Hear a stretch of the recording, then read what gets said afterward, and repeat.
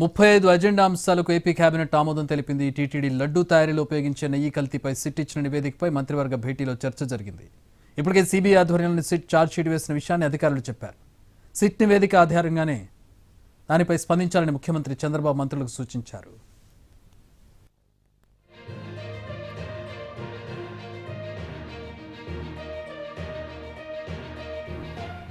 AP టిడ్కోకు హడ్కో నుంచి 4,451 కోట్ల ప్రభుత్వ రుణ గ్యారంటీకి కేబినెట్ ఆమోదం తెలిపింది.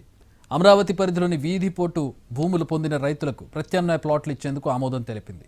అలాగే భూములు లేని పేదలకు, అనాథ పిల్లలకు పింఛన్ల మంజూరుకు గ్రీన్ సిగ్నల్ ఇచ్చింది.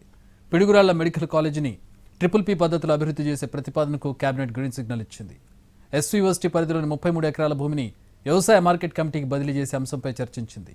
పలమనేరులో లైవ్ స్టాక్ రీసెర్చ్ స్టేషన్ ఏర్పాటుకు భూ బదిలీ ప్రాతిపదికన ఆమోదం తెలిపింది. టీటీడీ పరిధిలో పలు పోస్టుల అప్గ్రేడ్కు, పలు సంస్థలకు భూ కేటాయింపులకు ఆమోదం తెలిపింది.